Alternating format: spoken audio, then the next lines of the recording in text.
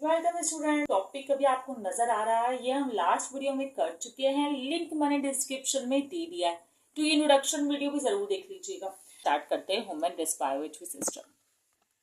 Students, अब मेरे पास कोई खास इतने अच्छे सॉफ्टवेयर तो है नहीं, लेकिन ये पिक्चर मैंने आपको शो कर दी है, ठीक है।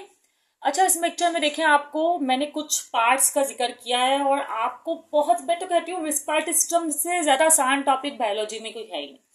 देखिए भाई, स्टार्ट हो रहा है नोस्ट्रल, जो कि यकीनन नोज का इंटरनल पार्ट है। अच्छा, मैं आपको बता दूं कि नोज, नाक से सांस लिया कर ज्यादातर आप लोग ना, ये जो मुंह से सांस लेते हैं ना, ये इतना बेनिफिशियल नहीं। अब नाक से सांस लेने के क्या फायदे हैं देखें। नाक में जो है वो हेयर फॉलिकल्स होते हैं, हेयर फॉलिकल्स में भी कुछ हद तक जो है वो डस्ट स्टिक हो जाती है, पहला पॉइंट ऑप्शन।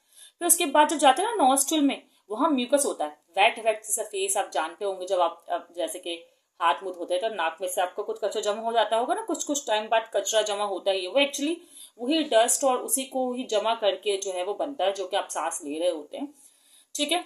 तो नॉस्ट्रल होता है। फिर नॉस्ट्रल से एयर पास होके, अगर आप वो क्या कहते हैं पिक्चर को देखें, तो उसके बाद नॉस्ट्रल से पास होकर आएगा फेरिंग्स में, ठीक है। फेरिंग्स का है रास्ता है, बस नजल कैविटी के बाद जो है फेरिंग्स है। फिर फेरिंग्स के बाद जाएगा लैरिंग्स। अब लैरिंग्स में अपर रिस्पायरेटरी ट्रैक खत्म, यहां तक अपर रिस्पायरेटरी ट्रैक जो है खत्म हो गया।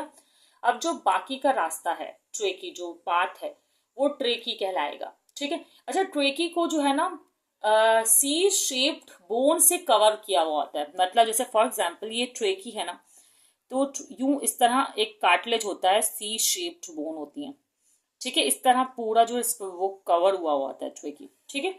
अच्छा, इससे अच्छा फायदा है इससे स्टिकिंग का ना, कि ये वेसल्स नैरो नहीं हो जाती, मतलब एक फिक्स पोस्ट फिक्स विड्थ जो है इसकी स्ट्रेन रहती है एयर को इजीली पास आउट करने के लिए, ठीक है।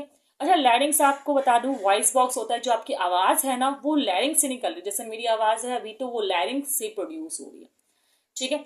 अच्छा, उसके बाद आप देख रहे हैं ये ट्रेकी जो है इस तरह की ब्रांचेस में चला गया है, एक एक राइट लंग में, एक लेफ्ट लंग में, इसको कह रहे हैं ब्रोंकाई, ठीक है।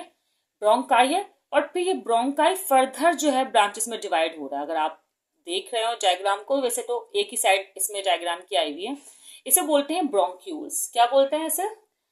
ब्रोंक्यूल्स बोलते हैं। फिर ये ब्रोंक्यूल्स के एंड में भी जो है ना इस तरह का एल्वुलाई है, इस तरह का एल्वुलाई जो है वो लाजमी होगा, ये एल्वुलाई, ठीक है।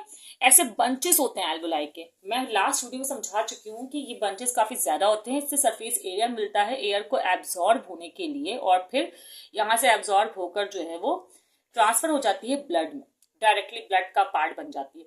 और फिर मैं ये हार्ट में पढ़ा चुकी हूँ कि लंग्स से जो ब्लड है वो हार्ट में जाता है, ये जो ब्लड यहाँ पे ऑक्सीजनेटेड ब्लड है वो कहाँ जाएगा? हार्ट में जाएगा, फिर वहां से जाकर बॉडी को सप्लाई होगा। वो मैंने पूरा टॉपिक समझाया हुआ है, आप लोग उसकी वीडियो देख सकते हैं, इतना बुरा भी नहीं पढ़ाती हूँ मैं। स्टूडेंट्स, हम उससे जब बचपन में आपके दिमाग में ये बात आती होगी, भाई हम ना मुंह से भी सांस ले सकते हैं, है ना, तो हम मुंह से खाना भी खा सकते हैं, ईट भी कर सकते हैं, ये दिमाग में आया होगा। फिर आप लोग बोलते होंगे जो खाना है ये लंग्स में क्यों नहीं जाता? नहीं, ख्याल तो आया ही होगा ना कि खाना लंग्स में क्यों नहीं जा रहा, सही है। इवन पता है क्या होता है, जब हल्के से भी पार्टिकल आपके लंग्स में चले जाते हैं ना, जब हल्के से भी पार्टिकल जो है वो लंग्स में चले जाते हैं, तो लंग्स जो है, ये मैंने मैंगो बनाया है या लंग्स बनाया है, खैर इग्नोर इट ना, तो वो लंग्स स्क्वीज आउट करके बाहर निकाल देता है उसको, बिल्कुल सही है, क्योंकि वो उसके लिए फॉरेन पार्टिकल्स है, सही है। अब ये खाना कैसे लंग्स में जाता है जब रास्ता एक ही है? जब रास्ता एक है तो कैसे नहीं जाता? फॉर एग्जाम्पल हम इसको यूं समझते हैं, ये ना दो रास्ते हैं, समझे, एक रास्ता ये है जो कि स्टमक में जा रहा है, ये वाला रास्ता सेम है, इनका ये वाला रास्ता जो है वो सेम है, ठीक है। लेकिन यहाँ पे रास्ता समझे ये स्टमक में जा रहा है, ठीक है, और ये जो है ना क्या कहते हैं, मतलब ईसोफेगस है ये, यहाँ पर ना एक एपिग्लॉटिस होता है, वो जैसे ही फूड आता है ना तो बंद हो जाता है। अब ये ट्रैफिक पुलिस तो है नहीं कि बंद हुए बगैर बोलेगा खाने को जाओ तो उसकी बात मान जाएगा, तो ये रास्ता ही उसका ब्लॉक कर देता है। जैसे ह्यूमन बींग होते हैं ना, अब उन्हें शॉर्टकट से गुजरना होता है, ठीक है, लेकिन वो रास्ता ही ब्लॉक मिलेंगे तो मजबूरन उनको दूसरा रास्ता चूज करना पड़ेगा ना, तो ये काम होता है एपिग्लॉटिस का। एपिग्लॉटिस का बहुत इंपॉर्टेंट रोल है। भले वो सिर्फ रास्ता बंद कर रहा है लेकिन बंद करने में भी एक लाइफ को सेव कर रहा है ना, तो इसलिए एपिग्लॉटिस बोलेंगे इसको। अब आप लोग सोच रहे होंगे भाई सांस लेते हुए भी बंद हो सकता है ये? नहीं नहीं, ये सांस लेते हुए बंद होता है, जस्ट फूड के पैसेज पे फूड के प्रेशर से ही जो है ये बंद होता है। ठीक है, यूं समझे ब्रेन जो आपका है ना वो पूरे तरीके से जो है आपकी बॉडी को रेगुलेट कर। अब ये जो सिर्फ रास्ते हैं ना, इसका फंक्शन भी पैसेज है, इसका फंक्शन भी पैसेज है, इसका फंक्शन भी पैसेज है। ब्रोंक्यूल ब्रोंक्योल, सही है। अब ये ब्रोंक्यू और ब्रोंक्योल लंग्स में होते हैं। सबसे मेन ऑर्गन तो लंग्स हुआ ना, ये तो सिर्फ मैंने आपको रास्ता बताया, लंग्स को कैसे भूल सकते हैं। ठीक है, अब लंग्स के बारे में कुछ बातें आपको याद रखना जरूरी है। एक तो ये डबल मेम्ब्रेन होता है ना इस तरह, ओके। अच्छा, तो ये डबल जो मेम्ब्रेन होती है इसे प्लूरल मेम्ब्रेन कहते हैं। It is wrapped in 2 pleural membranes. ठीक है, उसके अलावा जो प्लूरल मेम्ब्रेन होती है इसमें फ्लूइड फिल्ड होता है जो कि लुब्रिकेंट का काम करता है। जैसे कि आप मशीन को ऑयलिंग करते हैं ना ताकि वो अच्छा काम कर सके। जनरेटर होगा आप लोग के घरों में, या डिफरेंट साइकिल्स, मोटर बाइक कुछ तो यूज करते होंगे ना आप लोग, तो वो लुब्रिकेंट जो प्रोवाइड करता है। ठीक है, वैसे लुब्रिकेशन प्रोवाइड करता है। उसके अलावा इससे क्या होगा, ब्रीथिंग इजिली होगी, स्मूथली होगी। सही। बाकी आपको ये तो पता है ना कि ये पूरा लंग्स एक केज में कवर्ड है। मतलब ये तो सबको ही पता होगा, कभी किसी ने यूं चेस्ट पर यूं पंच किया तो फिर एहसास होगा भाई ये तो हड्डियां लग गई हैं, है ना। तो मतलब कि केज में कवर है। अगर ये केज में कवर नहीं होता तो अनप्रोटेक्टेड होता, फिर तो भाई हो जाता काम, फिर तो लड़ाइयाँ होनी थी। और तो मतलब अच्छा है ना कि केज में कवर है, इतना प्रोटेक्टेड है। 12 पेयर्स ऑफ रिब्स में ये कवर्ड है, वर्टिब्रल कॉलम कहते हैं उसको। ठीक है, और उसके अलावा सबसे इंपॉर्टेंट पार्ट इसे याद जरूर रखिएगा कि इसके बॉटम में ना एक शीट है जिसे डायफ्रेगम कहते हैं। ठीक है, ये डायफ्रेगम, इसके बारे में जरूर याद रखें। Diaphragm, okay. अच्छा, डायफ्रेगम का क्या काम होता है? देखें, ये डायफ्रेगम ना एब्डोमिनल कैविटी को और लंग्स को सेपरेट करा होता है। पहला तो इसका फंक्शन ये हो गया। दूसरा फंक्शन ये है कि इसने लंग्स को सपोर्ट प्रोवाइड की हुई है। ठीक है, जैसे कि आपको पता है कि जब लंग्स ब्रीथ इन होती है, हवा पूरी तरीके से अंदर आती है, तो डायफ्रेगम बिल्कुल फ्लैट हो जाता है। जैसे अभी आपको डोम शेप नजर आ रहा है, डोम शेप, ये बिल्कुल फ्लैट हो जाता है। ठीक है, फिर जैसे एयर बाहर की तरफ वापसी जाती है तो ये वापसी अपनी डोम शेप इख्तियार कर लेता है। तो मतलब लंग्स को एकदम सपोर्टिव मैनर में लेकर चल रहा है अच्छे से। ठीक है, तो हर चीज का बॉडी में आपको पता है रोल है, कोई ना कोई रोल तो जरूर है। फिर इसमें मुझे कुछ लोग कहते हैं कि भाई अपेंडिक्स का क्या रोल है, तो उसके बारे में कभी जिक्र कर ही लेंगे। अब आगे बात करते हैं। जब एयर लंग्स में आ गई तो वो पार्ट बन गई बॉडी का।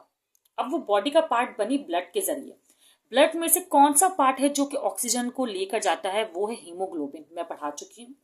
ठीक है, ऑक्सी हीमोग्लोबिन बनाकर वो बॉडी में लेके जाता है। पहले हार्ट में लेके जाता है, फिर हार्ट से पूरी बॉडी में ट्रांसफर होता है और पूरे सेल को जो है वो डिस्ट्रीब्यूट करते हुए ऑक्सीजन आता है, डिस्ट्रीब्यूट करता है, ऑक्सीजन डिस्ट्रीब्यूट करता है और कार्बन डाइऑक्साइड उनसे लेता है और वापसी हार्ट के रास्ते से होते हुए लंग्स में वापस आता है। फिर लंग्स को बोलता है कि भाई ये लो अपने कार्बन डाइऑक्साइड वापस लो। सही है, खैर उसका तो कार्बन डाइऑक्साइड नहीं है, वो बॉडी में डिफरेंट प्रोसेसेस हो रहे हैं, उसके जरिए कार्बन डाइऑक्साइड बन रहा है।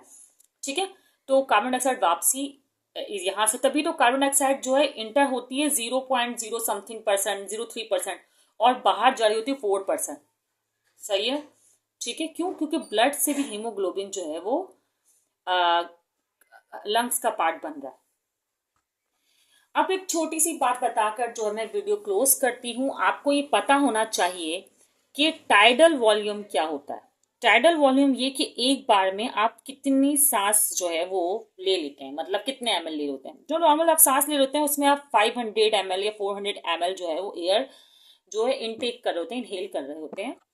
लेकिन जो टोटल लंग कैपेसिटी है ना सांस लेने की, वो है कि मैं अपना बिल्कुल रिलैक्स बैठी हूँ और ना मैं अब सांस लेने की कोशिश कर रही हूँ। मैं कोशिश कर रही हूँ कि मैं जितनी ज्यादा एयर इनहेल कर सकती हूँ ना, उसके बाद खुद आराम से एयर को जो एक्सहेल करूँ। सही है ना, मैंने ये किया है अभी। हाँ, ठीक है। अब मैंने 6 लीटर तो नहीं ली होगी क्योंकि टोटल लंग कैपेसिटी जो है वो 6 लीटर है, लेकिन 6 लीटर तक कोई भी एयर जितना भी आप फुल एफर्ट क्यों ना लगा लें, ठीक है, नहीं जो है वो इनटेक कर सकता पर्सन, लेकिन इसमें कैपेसिटी 6 लीटर की होती है, जिसे आप 6000 ml कह सकते हैं। ठीक है, जीरो अजीब से हो गए। और लेकिन जब आप मतलब फोर्सफुली जो है आप सांस लेते हैं तो आप 500 ml से ज्यादा एयर जो है इनहेल कर सकते हैं, ये मैं इन शॉर्ट कह सकती हूँ। ठीक है, यहाँ पर रेस्पिरेटरी सिस्टम ने पढ़ लिया, लंग्स के बारे में भी कुछ बातें जो ज़रूरी है वो पढ़ लिया। आप आराम से पॉइंट्स बना बना के लिख लीजिएगा कि इट हैज़ 2 प्लूरल मेम्ब्रेन्स और ब्रोंक्यूल्स, मतलब डिफरेंट एपिग्लॉटिस, मतलब डिफरेंट चीज़ें जो है आपको इसको टॉपिक्स में मिल जाएंगी। मैं एक छोटा सा जो है जहाँ से मैंने रेफरेंस लिया है उसकी पिक्चर भी अगर लगा सकी तो लगा दूंगी। ठीक है, आप इस वीडियो के भी एंड में से देख कर स्क्रीनशॉट ले लीजिएगा। बाकी जिस टॉपिक पे आप चाहते हैं कि मैं बायोलॉजी में पहली वीडियो बनाऊं तो कमेंट में ज़रूर मेंशन किया करें, और वीडियो पसंद आई हो तो भी कमेंट्स किया करें, या आप लोग चाहते हैं कि मैं कुछ करेक्शन करूं तो उसके लिए भी कमेंट कर दिया करें। दुआ में याद रखिएगा, अपना बहुत ख्याल रखिएगा।